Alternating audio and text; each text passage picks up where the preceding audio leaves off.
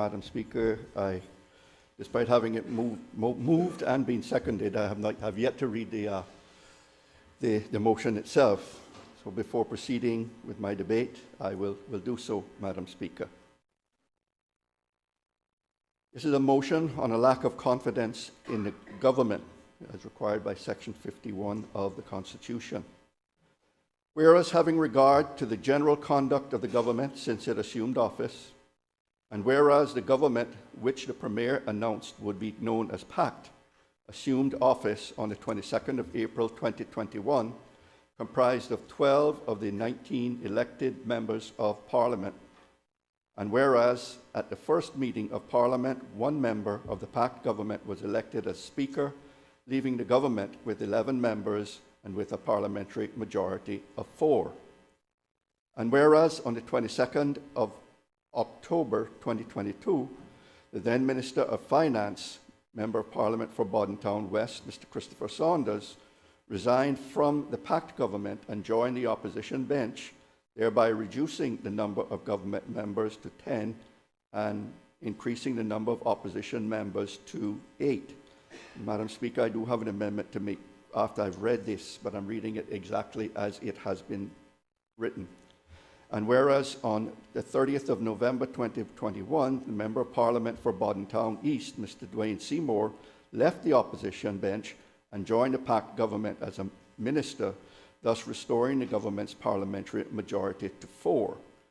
And whereas on the 22nd of September 2023, then Minister Dwayne Seymour made a speech in Parliament which was highly critical of the Premier and his leadership of the government, and following the speech with his resignation from the government, thus again reducing the number of government members to 10 and increasing the number of members in opposition to 8.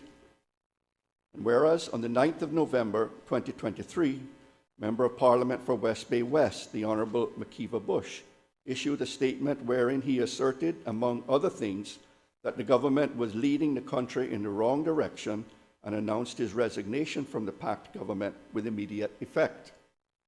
And whereas, as a result of Member of Parliament McKeeva Bush's resignation, the PACT government no longer holds a parliamentary majority, as there are now equal numbers of members on both the government and opposition benches, 9 each. And whereas Section 74(2) of the Cayman Islands Constitution Order 2009, as amended, declares that the quorum for meetings of the Parliament shall consist of a majority of the elected members of Parliament in addition to the person presiding. And whereas, in consequence of the foregoing, government is without a parliamentary quorum and can only hold meetings of the Parliament and conduct the country's business if at least one member of the opposition is in attendance. And whereas government's current authority to spend money to pay its bills, fund financial assistance to those receiving stipends, pay salaries of civil servants, and pensions to pensioners will expire on the 31st of December 2023. And whereas Parliament must meet shortly in order for government to present the throne speech and the 2024-2025 budget and pass the necessary appropriation legislation to ensure the government can meet its financial obligations, and whereas there has not yet been any announcement regarding a date for the holding of the budget meeting of Parliament, and time is running out, and whereas it is apparent from the statements made by the members who have resigned from the PACT government that there are major disagreements within the caucus and the cabinet of the PACT government regarding the budget and otherwise, be it now therefore resolved that Parliament does declare a lack of confidence in the government. Now, Madam Speaker, I would like to move one amendment to the motion to correct an error, and that is in paragraph 4, the fourth recital.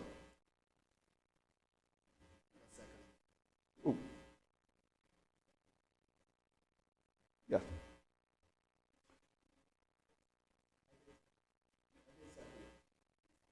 Yeah. So the motion that I wish to move, Madam Speaker, is in the fourth paragraph, the fourth recital, which reads, and whereas on 22nd of October, the then Minister of Finance for the member for Bodden Town West, Mr. Christopher Saunders, resign from the PACT government and join the opposition bench, thereby reducing the number of government members to 10. That should actually be 11. And the number of opposition members it should read 7. So that is the amendment that I wish to make to the motion.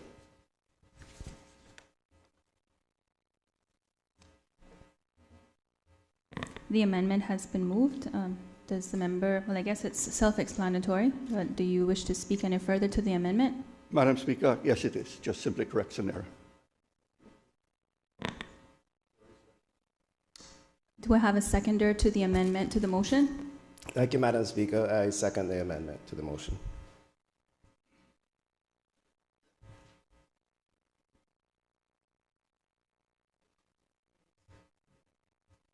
The question is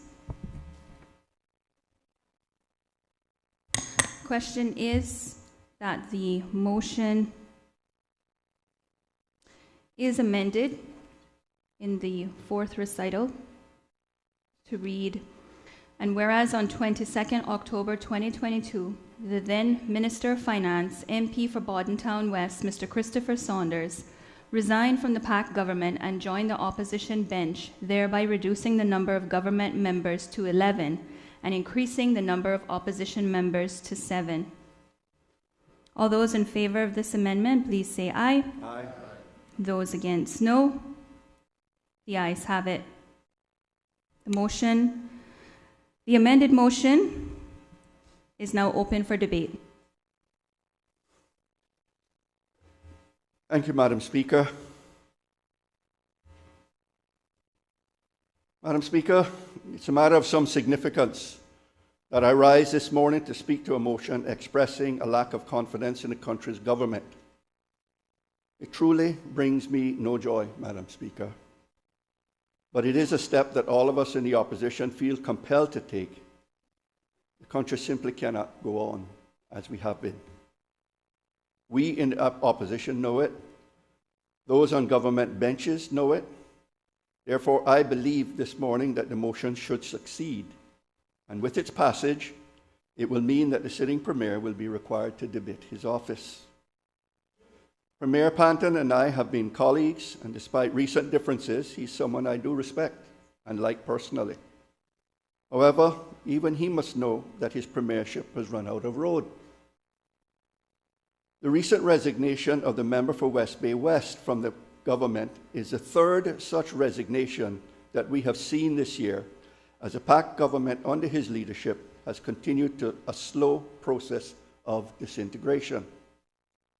I have spoken many times about the PACT's infighting being bad for the country, and this most recent resignation to me is the final straw.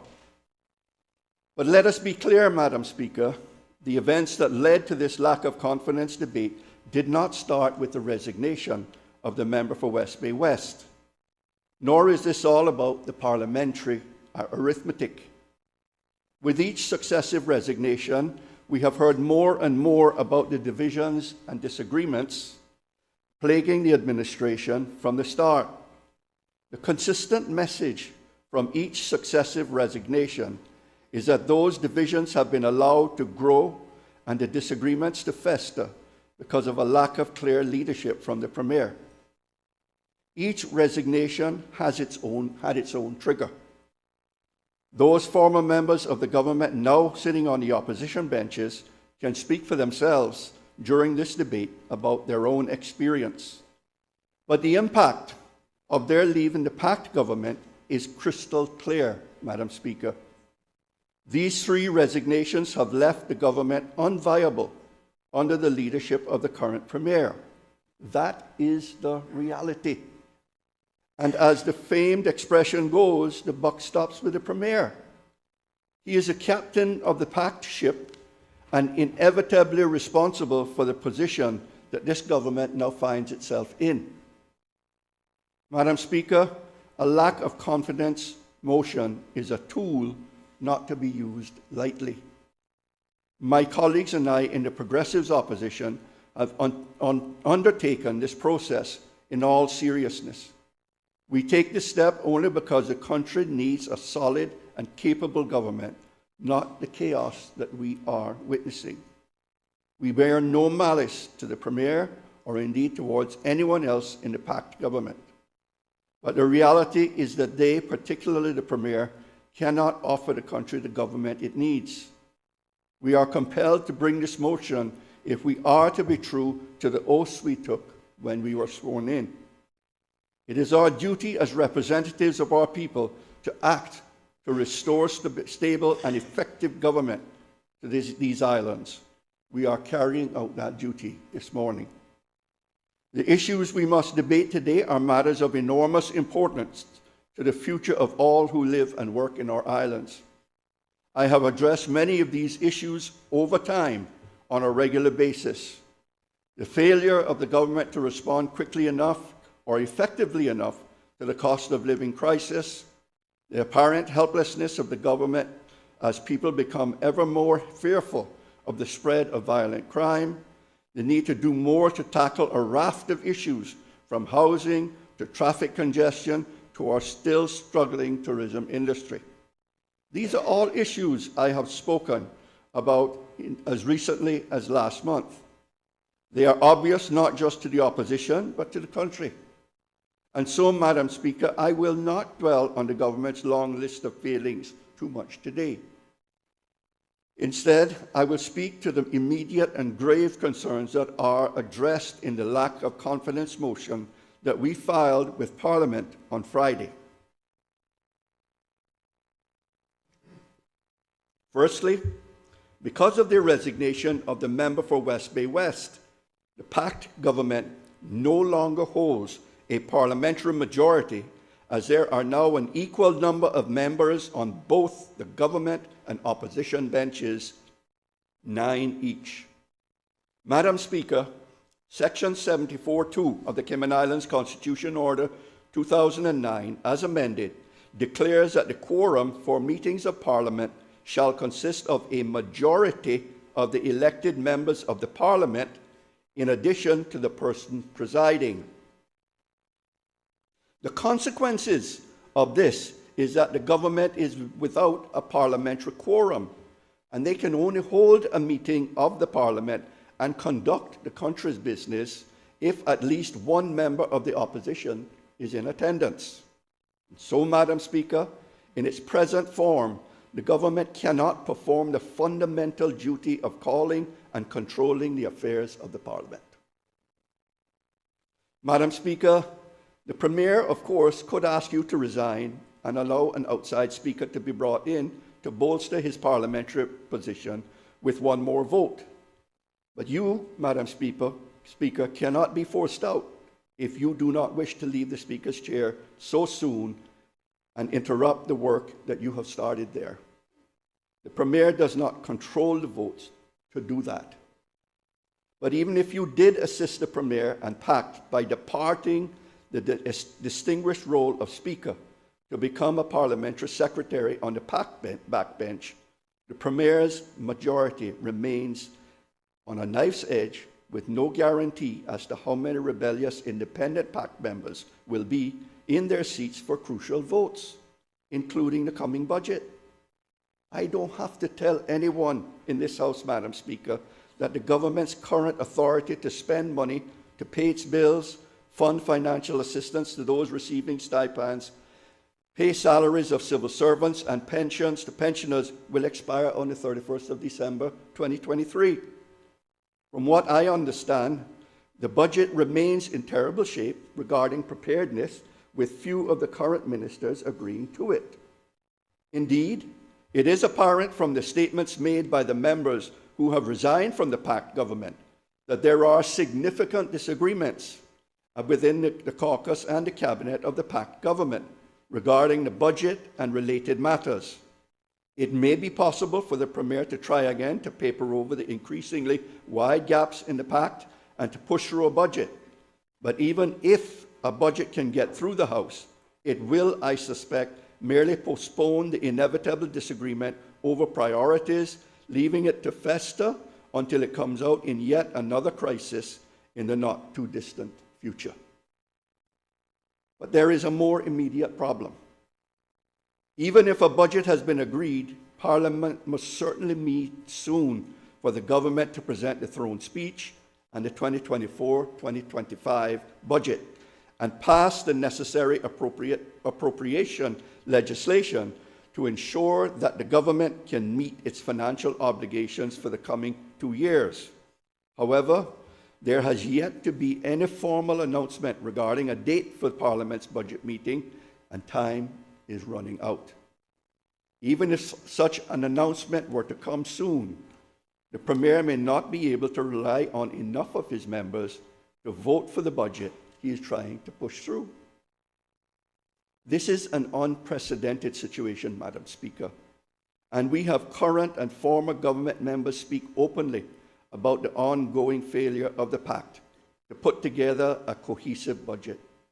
Madam Speaker, we are all hearing huge concerns from across the public and private sectors regarding the failure of this government on this one fundamental matter. Putting together a budget is a basic governing function, and the abject failure to get it done so far must be addressed. And so, Madam Speaker, we are here today principally because the PACT government cannot carry out really important governing functions, and as I have said, has become unviable. This state of affairs cannot be allowed to remain. Madam Speaker, our sincere belief is that these failures lie in the main with the Premier's leadership. An early political lesson for me was that the main goal following an election is not just doing whatever is necessary to get into government. Indeed, it should not be doing whatever you have to do to become Premier. Indeed, and instead, it is about forming a government capable of moving the country forward, one capable of coming together and staying together over the term. Following both elections in 2013 and 2017, the Progressives did not just try to get the numbers to form the government. We worked hard to form a government capable of moving the country forward, one capable of coming together and staying together over the term. Following both elections in 2013 and 2017, the Progressives did not just try to get the numbers to form a government. We worked hard to form a government that could work together and agree on a program for government that all involved could then work to deliver. I saw that process working from both sides, Madam Speaker. As an independent in 2013, I was a member of the coalition with the Progressives. And then in 2017, as a Progressive, I was involved in bringing together a unity government. Both governments worked collectively and cohesively to develop and to deliver the program and priorities we had agreed. Both governments were led by a political giant, the member for Red Bay, who held us together through difficult times, allowed and encouraged full debate and participation within the government caucus, and ensured collective agreements were reached and then adhered to. The PACT government has failed because it never had an agreed program for government. Instead, PACT put forward a strategic policy statement 2 years ago that was just a compilation of individual priorities to which no one had any real commitment. That SPS was not a program for collective government. It was a license for individual ministers to do their thing. And that initial failure could never be overcome because in the current Premier, the PACT government lacks the kind of positive political leader we benefited from in the previous two Progressives governments. Because of that lack of leadership, the PACT government under Premier has not shown the capacity to stay together and hold it together. The inescapable conclusion is that at a time when Cayman is facing enormous challenges, all the evidence is that sadly a government with Premier Panton at the head is just not up to the job. In my debate today, Madam Speaker, and in the contributions from my colleagues which will follow, we will lay out that evidence. And what I ask, Madam Speaker, is that it should be on the basis of that evidence that members of this House should vote. Even as they recognize the validity of the case that the opposition will present, some on the government benches opposite will be tempted to vote against the motion before us today. For some of them, self-interest and the desire to hang on to power at all costs will push them to vote no. But it is not them I seek to address today, Madam Speaker. When the time comes, they will have to answer to the voters in their constituency for their actions if they strive to keep a failed premier in office. Those I am seeking to address today are not self-interested and power-hungry. Some on the government benches are willing to put the country's interests first. We know from the press reports, Madam Speaker, that some members of the government have already been to see the Premier to ask him to stand aside in the country's best interests. We know, therefore, that those members who have lost confidence, that there are those members who have lost confidence in the Premier. They cannot, in all good conscience, try to persuade the Premier to resign one day and then vote to keep him in office the next. As a result, I expect those men and women to do what they know is right and act now in the best interests of the Cayman Islands and its people. But even as I do so, I know they may still hesitate to support the motion, even though they recognize the Premier's failings and know that his continuing in office would create more problems. Some of his colleagues may hesitate to take the significant step of voting him out of office. They will hesitate, Madam Speaker, out of a sense of personal loyalty to the Premier and their government colleagues, and out of a hope that despite how awful things might appear now, it all might just get better. As you know, loyalty is a rarity in politics, Madam Speaker. When we see it, we should respect it. But to those opposite, I say loyalty to your colleagues is admirable. But let me remind you of an old adage: only give your loyalty to those who have never given you cause to question theirs. Look around at your colleagues and ask if some of them deserve the loyalty you want to show towards them as you vote today. In addition, Madam Speaker, there are those on the government bench who will face what could be called a conflict of loyalty. The choice is loyalty to their Premier and a government they hoped would achieve many things but is sadly failing, or loyalty to our islands and people who look to the government to be unified and capable of moving the country forward and improving the lives of our people. That is a conflict of loyalty to a failing PACT enterprise versus what is truly best for the collective good of our islands. That conflict of loyalty cannot be resolved by members continuing in the way things are going, hoping for better, but knowing things will get worse. Those opposite whom I know have doubts that things will get better for a Panton-led PACT government, but choose to ignore this truth, should carefully consider the line that would have been drawn when this vote is taken. A line that, once drawn, may not be able to be undone. In voting against the motion, the country will have no illusion that you will have voted to support a failed Premier despite your misgivings. As the situation worsens, as it undoubtedly will, there will be no room for quiet discussions with voters to persuade them that you did not support everything the Premier and the PACT government did or failed to do. Your vote, based on misplaced loyalty, will tie you to a failed Premier and a failing government. I must concede that the Premier deserves your loyalty by virtue of his position, but loyalty comes in many forms. American diplomat Robert N. Haas is quoted as saying, "Speaking truth to power is actually a form of loyalty." And we know, as I have said, that some opposite have shown that type of loyalty in private, willing to speak truth into power and to tell the Premier he has to step down. Now is the time for those in the government benches who know the truth to stand up and speak the truth in public. On the 7th of May, 1940, with Great Britain battered and bruised and facing what seemed like an imminent invasion, it was not the opposition, but fellow Conservative Leo Amery who said to Prime Minister Neville Chamberlain, "You have sat there too long. For all the good you have done, in the name of God, go." Who in this government will now show that the same courage to say what needs to be said?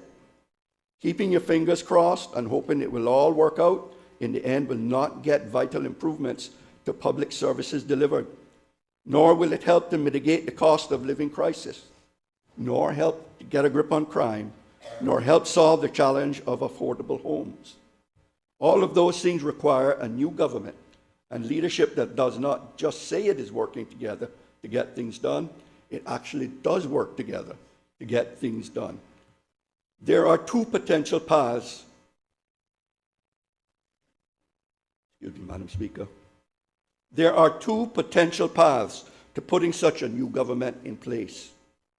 Obviously, my preferred solution would be to form a new progressive-led coalition if possible. Despite the difficulties of working within this dysfunctional government, there are those on the government benches who I believe we can work with to implement important policies that make a real difference to people's lives. Therefore, it could be possible for those of us in the opposition to work with those members of the current government who, like us, are willing to put differences aside and work together in the best interests of our people. Admittedly, that is a short list in my view. However, an alternative path is for the PACT government to reform itself under a new leadership with a new premier. This solution would certainly not solve some of the deep-seated divisions within the PACT government that have been so clearly on display since the government was formed. But if a new leader can bring the various individuals together, create a sensible program for government, and command the loyalty of those within the government, then a more coherent and cohesive PACT could yet emerge. What this country needs is new leadership and a stable and effective government. In the opposition, we will respect the right of a new premier to be given the chance to lead and to get a budget passed. Either of the paths I have outlined is potentially viable. Both would give the country fresh leadership. Both are a better alternative to early elections that, in my view, would themselves be an unnecessary and unwelcome distraction. While the opposition is willing to give a new PACT government under a new premier some leeway, there is little time to waste in tackling the country's many challenges. Therefore, I put any new PACT premier on notice. We will be holding you and your colleagues to account, just like we have the current premier. We will scrutinize your performance. We will challenge you to respond effectively and to deliver for our people. We will not hesitate to criticize if performance does not improve. That has always been and remains the job of the opposition. There is a path to putting a new premier and a new government in place, and it starts with those who recognize the need for change by voting with their conscience in support of this motion. For a new government to be formed from within the PACT, the current premier needs to step down, and the PACT members select a new premier and deputy premier. They would also need to bring back into the fold either one or more of their former members now sitting in the opposition to strengthen their numbers.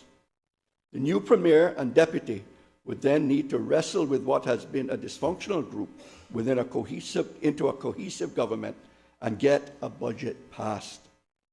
All of this is harder than it sounds and may still fail in the end.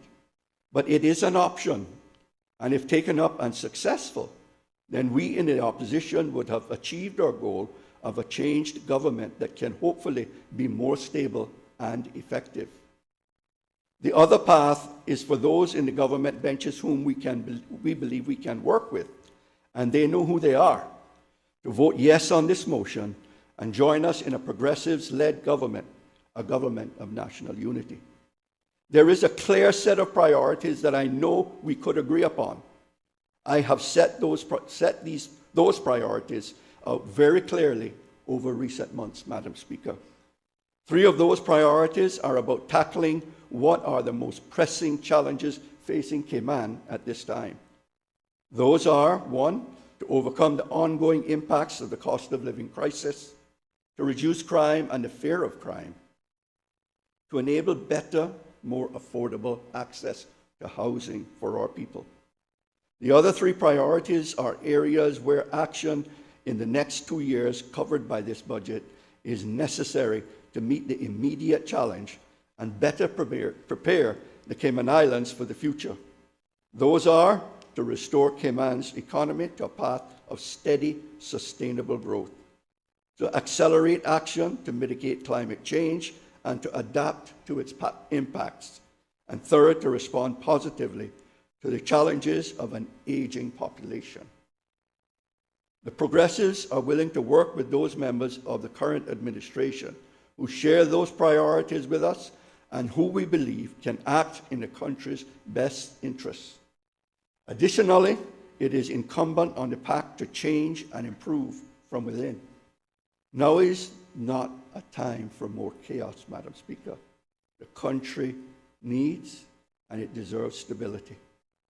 The disunity, infighting, and serious lack of progress on things that matter to Caymanians must end. The country and our people need to deserve an effective, cohesive government willing to act in the best interests of the country and not in the self-interest and self-preservation of elected members, either through a renewed PACT or a Progressives-led government. This is a time for responsible politicians, whatever their past affiliations, to come together and tackle the country's challenges. The Progressives have shown during our last 2 administrations that we can work constructively with others for the benefit of our people. We have done that before, and we are willing to do that again now. To bring about change, the House needs to pass the lack of confidence motion before it today. And I ask all those present in these chambers to follow their conscience. The current PACT government and Premier Panton have run out of road, as I said at the outset. It is clear that the Premier cannot lead the kind of stable, effective government that is needed in these times. Madam Speaker, it is time for change. The House needs to vote for that change. Thank you, Madam Speaker.